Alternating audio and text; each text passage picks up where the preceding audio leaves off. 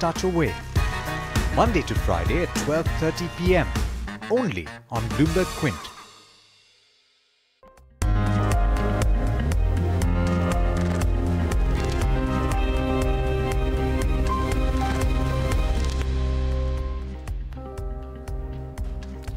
Good morning, you're watching Daybreak on Bloomberg Quint Live with me, Alex Matthew. Let's first look at the headlines. Asian markets move higher for the first time this week as investors see the market's reaction to Italy overdone. The fourth quarter GDP numbers will come out back home today, and that's the major economic data that you have to watch out for. ICICI Bank says it will conduct an independent inquiry into an anonymous whistleblower's complaint against Chanda Kochar, the bank's CEO and managing director. And Atlanta becomes the latest company to lose its auditor as Pricewaterhouse steps down, citing inadequate information. All right, let's go across to David Inglis in Hong Kong for all the live updates in the markets in Asia. A couple of them might just have opened up, and the first few ticks will probably be seen right now. David, a lot of people saying already that the reaction yesterday to Italy was a little overblown. Well, I think it depends which part of the market you're looking at, but largely that is fairly what accurate, at least as far as what analysts have been saying. So I think when you look at the equity markets, just as a whole, there was a little bit of a reaction just seeing the rebound today. But that being said as well, we're just about 40% back in terms of recouping yesterday's losses. We heard from the likes of PIMCO, for example, and they're saying at least when you look at yields over in Italy, as a whole, even though you don't expect them to actually exit the Eurozone, at the moment, PIMCO says the yield that you get isn't actually commensurate to the risk that you actually take. So as far as perhaps that part of the market is concerned, you might see some gyrations there. But again, back to the here and now here, you mentioned that some of these markets are just getting underway. So the likes of China, mainland Chinese markets, 24 hours, of course, away from the inclusion into the MSCI indices. We're seeing a nice pop there, 0.9%. Hong Kong as well, catching a bid. We're watching a few other markets, of course, across Southeast Asia. Malaysia, for example, is a very good example of that, when you had a fairly steep drop on Wednesday. In fact, I think it was the worst drop there going back 10 years ago, down over 3%. That's recouping some of those losses. At the moment, about 0.6% gain there.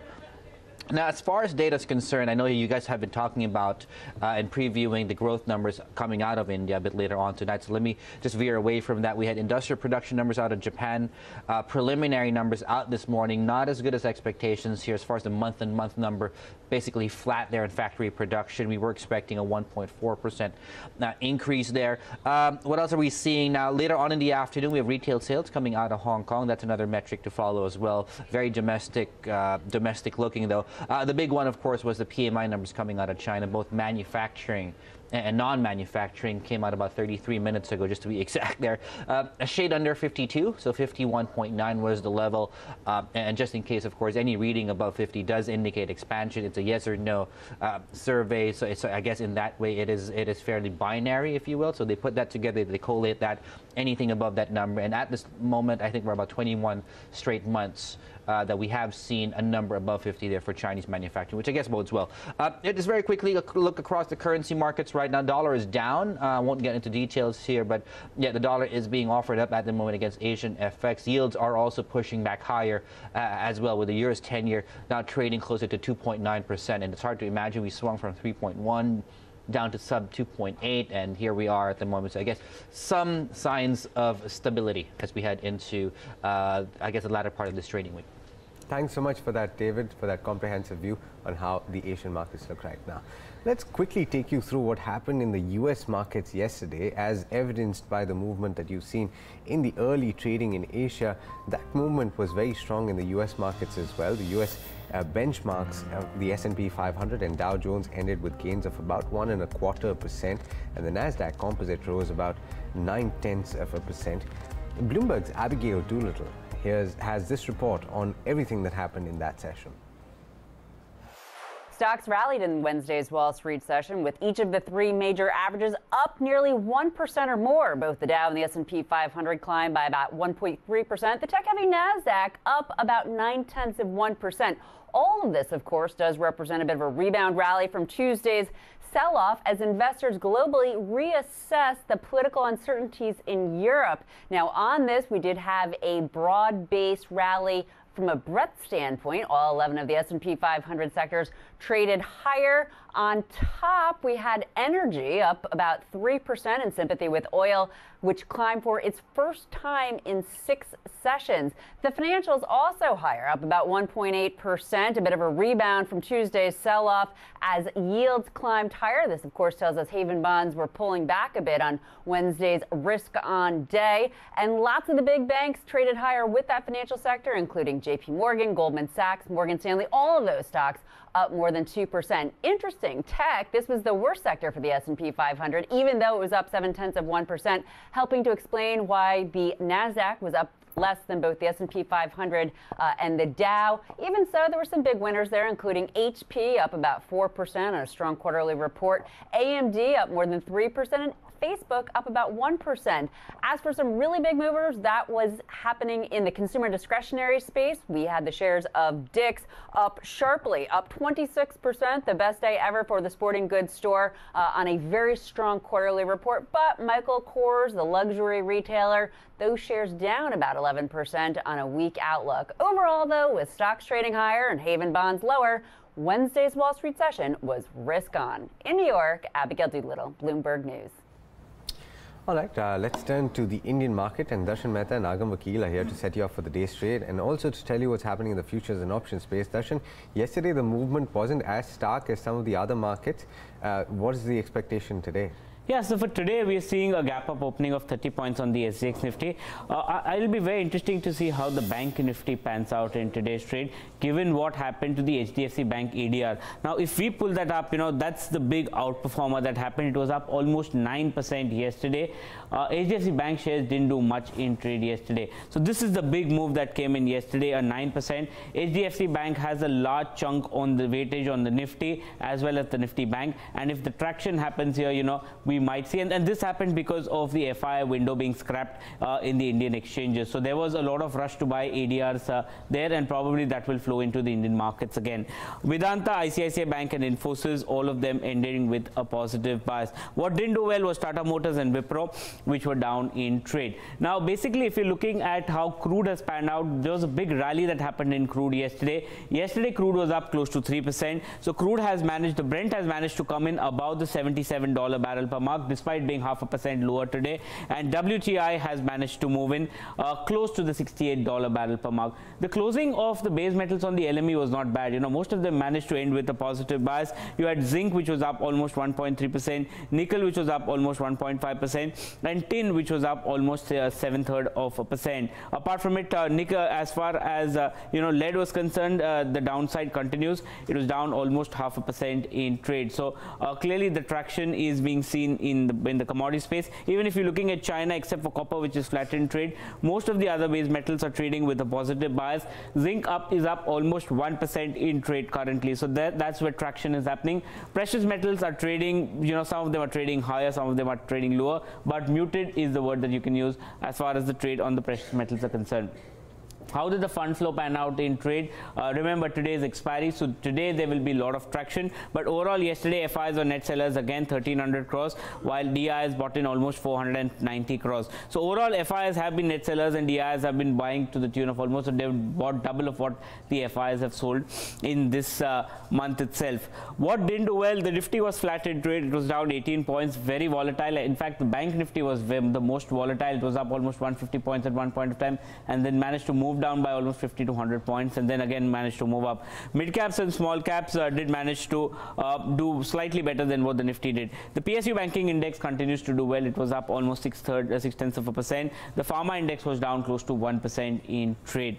India VIX was up almost 2.6% since the market was rather wobbly in trade. What contributed? Nifty was down 18 points. ICICI Bank, HDFC, L&T and ITC were the ones that dragged. What did well was HDFC HDFC Bank and probably will be taking leadership position again today. M&M and Kotak Mahindra Bank. But Agam, what are you seeing on the F&O side? Well, consolidation continues, Darshan, but we're starting to see a pickup in rollovers. Let's take a look at that number at around 42%. This is relatively less than what we see in the previous few months. That said, this number could change, and we are likely to see traders, pick up and carry forward the trade in the next series. Rollovers for Bank Nifty at a high of 52%, but this is of a trend that we have seen over the previous few months. India VIX again inched up just about 2.5%, not substantially higher, and the Nifty put-call ratio remained the same and around the same mark. What we've seen really in yesterday's day of trade is more writing the 10,500 put, and well, a little more writing coming along in the 10,600 call as well. And this remains surprising, considering the Nifty is slightly higher. We're going to have to watch whether or not there will be some unwinding in that particular option. But on the other hand, we've seen a lot of unwinding, but this is largely because of our approach to the expiry. Now we have GMR Infra, IDFC Bank and Reliance Communication, which move into the band, well, just for one day.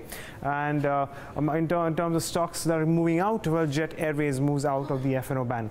And of course, we're keeping an eye on Tata Motors. It had a relatively weak session yesterday, so we did see some shorts build up across series, not only in the May series.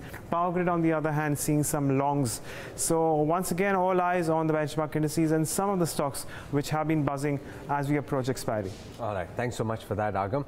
The key number to watch out for, the key data point, is of course the India GDP growth in the fourth quarter. That's slated to come out later today, and it's expected to have recovered. A survey conducted by Bloomberg pegged the growth figure at 7.4%. That's higher than the last 3 quarters. The big question, though, is whether consumption, which has been driving growth for some time now, will manage to hold up after a dip in the last quarter. Now, another number to watch out for will be the investment figure, which rose quite sharply by about 12.5% in the last quarter. A strong number would indicate a sustained investment cycle. All right, with that, let's take a check on the rupee and the bond market. The Indian rupee on Wednesday closed near a 3-week high against the US dollar, perhaps against the script that was written for the rest of the Asian currencies. As we've already pointed out some time back, the reactions that were seen in some of the markets yesterday were really sharp. But the volatility comes ahead of the RBI's monetary policy that is slated to begin on the 4th of June. So far this year, the rupee has weakened about 5.2%. Now, Asian currencies weakened as a political crisis in Italy spurred speculation that the country would leave the euro, but that essentially didn't come to pass, and that fear has more or less eased. So you will see a slightly different tack in trade today. The 10-year bond yield ended at 7.745%. That's a change from its Tuesday's close of 7.756%. Barely a change, though. Let's shift focus now to the commodity space. Jayesh Khilnani joins in with all the updates there. Morning, Jayesh. What do you have for us today? Morning, Alex. Let me start off with oil prices. Currently, we're seeing a 0.5% dip in oil prices, but remember that this is on the back of a 2.5% rally that we saw overnight, largely on account of weakness in the dollar index and also easing of the OPEC output fears that have come in the market. So clearly, the focus remains on whether OPEC will actually raise their output going ahead in 2018 and 19. As far as the inventory data is concerned, we're expecting that API will most likely report an inventory buildup of as much as 1 million barrels for last week. So we'll wait and watch and get you the latest updates over there as well. But shifting focus to the precious metal space, we saw some bit of uptick in gold prices, once again on weakness in the dollar, and also that data shows that the US economy actually grew at a slower than expected pace. As far as base metals is concerned, the index itself on London Metal Exchange that climbed for a second straight day. Investors are now assessing the risk on account of the political situation panning out in Italy. On account of that, we saw a dip in copper prices. Now, copper is actually down about nearly 6% for the year so far. And as far as other base metals are concerned, we had aluminum and lead, which declined on the London Metal Exchange, while we had nickel, zinc, and tin, which gained on the London Metal Exchange. Now, if you look at the Shanghai Futures Exchange, most of these base metals have in fact started with a positive bias. All right, thanks so much for that, Jayesh. Now, ICICI Bank has said that it will conduct an independent inquiry to examine an anonymous whistleblower's complaint against the CEO and MD Chanda Kochhar. But why launch an inquiry now after having stood by her all this while? There were some serious allegations that came not too long back with regard to the loans that were given by ICICI Bank to the Videocon group. Listen into this chat between Ayush Elavadi and Ira Dugal that essentially sums up this development and talks about what's likely to happen from here on out. I think there are two things to talk about here.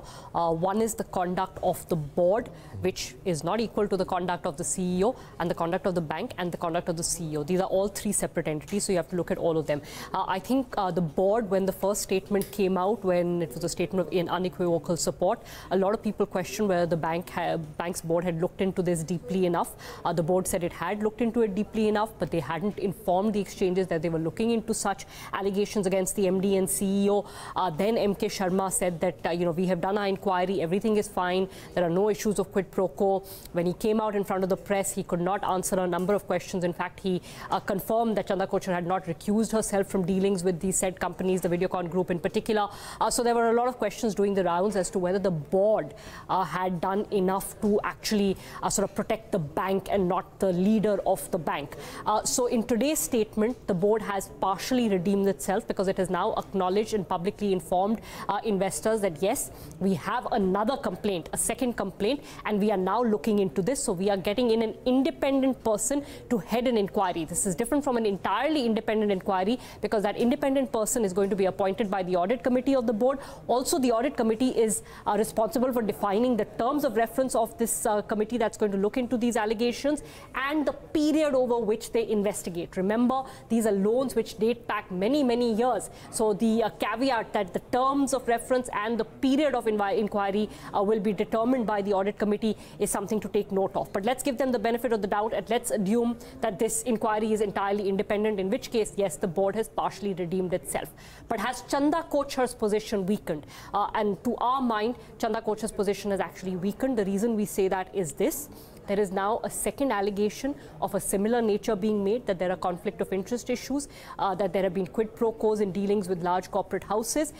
For the leader of India's second largest private bank by assets, that is not a good allegation to have hanging over her head.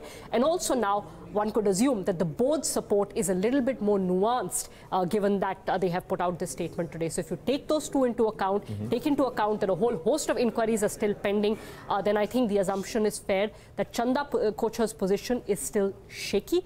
The board may have managed to redeem itself partially. All right, and for all the details on that story, you can log on to the website and find a number of stories there, including an opinion piece that has been written by Ira Dugal.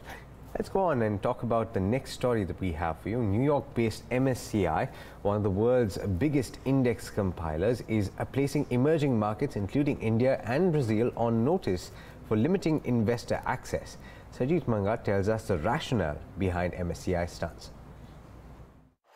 MSCI has come out with a new framework for markets accessibility, and this is a consultation paper which it seeks comments from all its clients.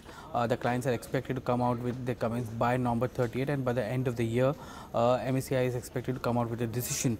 What the basic objective of this consultation paper is to seek investors or allow investors to have broader access to investment instruments. It also looks at any alternatives of either excluding fully or including fully any country in case there are some restrictions imposed by that country.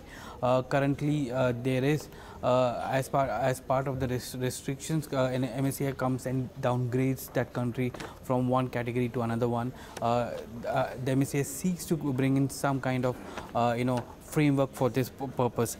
The concern is that in the recent past, especially in the case of NSE, monopolies and national monopolies and legal standings have led to countries curbing offshore instruments in other countries, and this in turn is reducing the accessibility of instruments available for investors globally.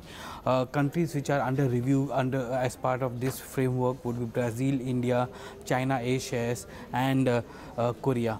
What MSCI is very categorically stating is that in the case of India, there are restrictions on certain offshore instruments being put up by exchanges based on certain indices, and the second one is the the lengthy and burdensome regulatory regime wherein foreign investors have to come and register with market regulators SEBI. The proposal, what MSCI is proposing is that in case the participants agree, then MSCI is willing to cap the weightage of that particular country in case of market restriction comes in, and that would mean that within the entire index, there will be a limit to which any investor can invest in a particular country. Currently, as the weightage goes up, funds increase their exposure to certain countries, or as the weightage goes down, they decrease the weightage in certain countries, and this is what MSCI is trying to bring in some kind of cap in terms of some weightage here. The entire proposal, which is available on this website of MSCI, clients are expected to come out and give their comments on it by November 30th, and by end of the year we should be having a new framework which MSCI would be putting out. All right, the earnings season is coming to an end, and the last Nifty company to have reported its fourth quarter numbers came yesterday, and that was ONGC. It apparently had a weak quarter. Sumit Sakral is here to tell you all about that and the key numbers. Sumit, over to you. Morning. Good morning, Alex. Now, if you see, ONGC has reported a weak set of numbers in the fourth quarter of financial year 2018 due to lower than expected volumes and higher costs. Now, if you see the headline numbers, the revenue was up by around 4% to close to 24,000 crore rupees, while the net profit increased by around 18% to close to 5,900 crore rupees. Now, the EBITDA declined by around 23%, while the margins contracted to 35% versus 47.5% reported by the company in the last quarter. On the operational side, if you see, the net realization came in at around $66.7 per barrel versus $60.58 per barrel reported by the company in the last quarter. On the production side, the crude production was down by around 2%, while the gas production was down by around 3%. Now, what led to this? Well, fall in the crude oil and gas production and higher other expenses led to such a weak quarter. Now, analysts were expecting the crude oil and gas production to remain flat, but it declined compared to the last quarter due to a maintenance shutdown during this quarter. On the financial side, if you see, it was an operational miss due to higher exploration cost and higher other expenses. Now, exploration cost was higher by around 89% compared to last quarter due to higher exploratory drilling expenditures, while other expenses were higher by around 34% because of higher workover expenses in the fourth quarter.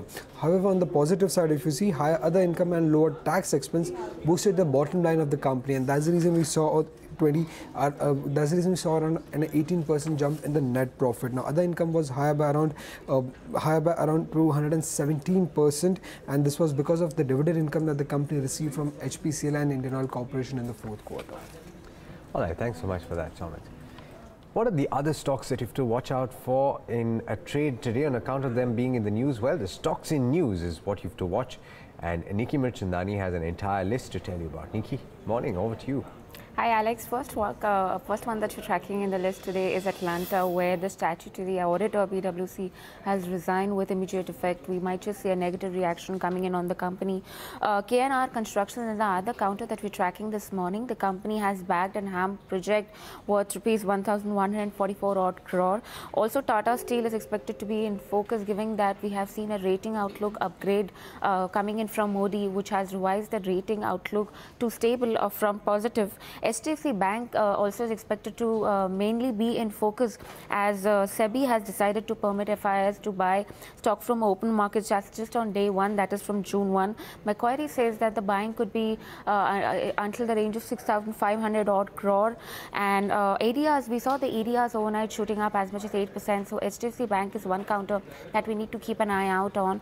Also, we'd be tracking Power Grid. The company plans to raise around 2,000 odd crore via masala bonds. This is a financial Express exclusive that we have. In bunch of earnings that we're tracking this morning, Mishra Dhatu is the first stock that we're tracking. Revenue is up by 14% on back of healthy operating performance. We've seen the net profit soaring as much as 72%, while the EBITDA has shot up 62% year-on-year basis. KNR Construction, yet another good show from coming in from the road players.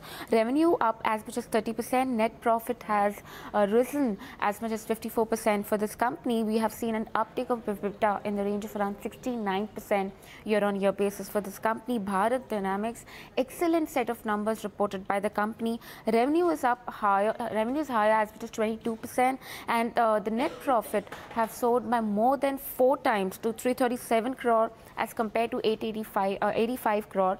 This comes on back of healthy performance on the operational level, where the EBITDA has shot up more than 120%. Cost saving in terms of raw material, employee benefit expenses and other expenses which have declined sharply have led to a sharp up move. All right, thanks so much for that, Nikki. Now, I see a lot of you joining in on social media, on YouTube and Facebook and Twitter. If you like what you see, do hit the like button and let us know what you think. You can also hit the subscribe and like if you like the content and you'd like to pay attention to it for a long period of time. Let's go across to Somit Sarkar now. He's back with the big brokerage calls of the day. Somit, over to you. So the big brokerage calls for the day, first we have is Prabhudas Ladhar on ONGC. Now the brokerage has maintained its buy rating on the stock, but they have raised the target price to 257 from 238. Now according to the brokerage, higher other expenses dragged the fourth quarter profits of ONGC. Along with this, maintenance shutdown in one of its platforms impacted the volumes for the company. However, the brokerage has increased the target price for the company as it has hiked the FY 19 and 20 earnings estimate to factor in higher crude oil prices. Lastly, it expects the earnings of the company to improve going forward because of higher gas volumes and improvement in realizations of crude oil and gas going forward. Second, we have a CLSA on Torrent Pharma. Now the brokerage has maintained its buy rating on the stock, but has cut the target price to 1,610 from 1,650. Now according to the brokerage, the fourth quarter EBITDA of the company was impacted by a one-time expense of close to 50 crore rupees related to the Unichem acquisition. Now along with this, higher interest cost and depreciation charges were also impacted the company's financial. In FY 18, now the US sales have bottomed out while the Europe remained strong according to the brokerage, and for FY 19 the brokerage is expecting the India growth to pick up, while for Brazil market it is expecting some headwinds because of the slowdown in the market. Lastly, the brokerage remains positive on Torrent Pharma due to strengthening of its Indian franchise. All right, thanks so much for that, Somit. You know, so if you haven't checked out the website bloombergquint.com, I seriously recommend that you do. It's pretty cool. There are several stories up there already. First up, we have, and here are just a couple of them. Credit rating agency ICRA downgraded multiple debt instruments of IFCI after the state-run infrastructure lender's balance sheet deteriorated further in the fourth quarter. And the next story, R. Venkataramanan, the non-executive director of AirAsia India, who was named by the CBI in its bribery investigation, has denied any wrongdoing and termed allegations against him as baseless. He is also the trustee of the Tata Trust, that is the major shareholder in Tata Sons. Well, that's all we have for you on Daybreak, but a lot more coming up over the course of the day, starting with all you need to know. Thanks so much for watching. This is Bloomberg Quint.